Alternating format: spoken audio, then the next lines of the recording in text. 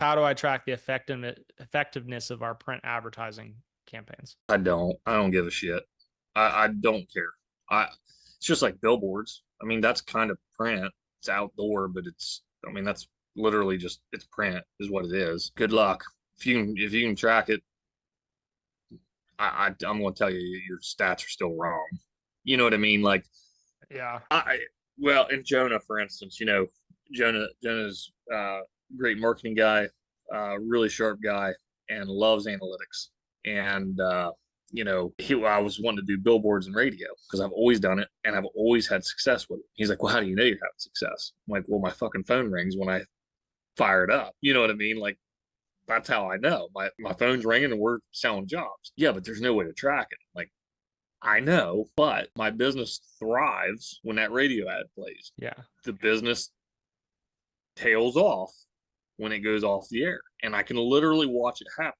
There's not a stat that proves it because we ask every single customer, how did you hear about us? What ad did you hear that made you call us? But ask these questions. Nobody says the radio because it's a brand awareness campaign. We've literally just built this brand into their brain that they can't ignore because the radio plays it freaking They're going to 30 say times a Google. day. They're going to say Google because they They're search on gonna Google. say Google every time. And that's why I say you asked me at the beginning of this, what lead sources we see the most refer on Google. Well, the big reason Google kills it for us is because people hear this radio ad so many times a day. They type in Rain Stoppers Roofing or they type in roofing contractors near me. And when we come up, they're like, "Oh shit, yeah, I've been hearing them damn guys."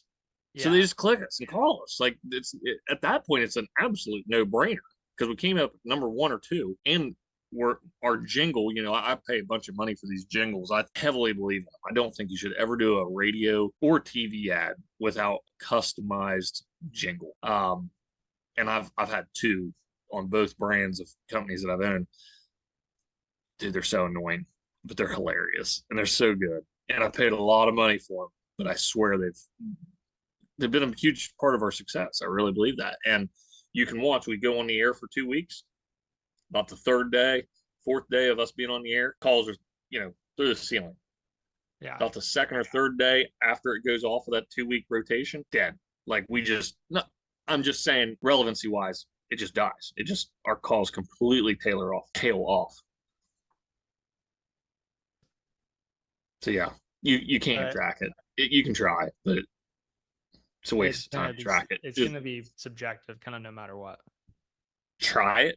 If the phone starts ringing, good chance it's working. If the phone ain't ringing, it's probably not working. Yeah.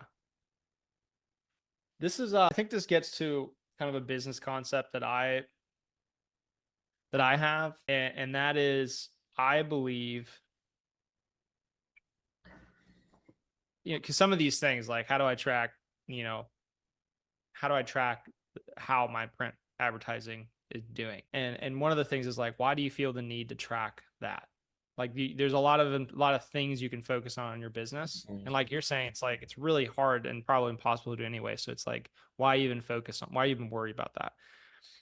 Great businesses they can be improved by like dialing in these details and dialing in where it makes sense, like where you can and actually get good information out of it. Print advertising is probably not it, but there's other types of advertising where you can track the numbers, and so dialing in that is going to help. But a good business works even when you're doing everything wrong, even when you're not tracking anything, it still works. And that's how you know you have the foundations of a good business.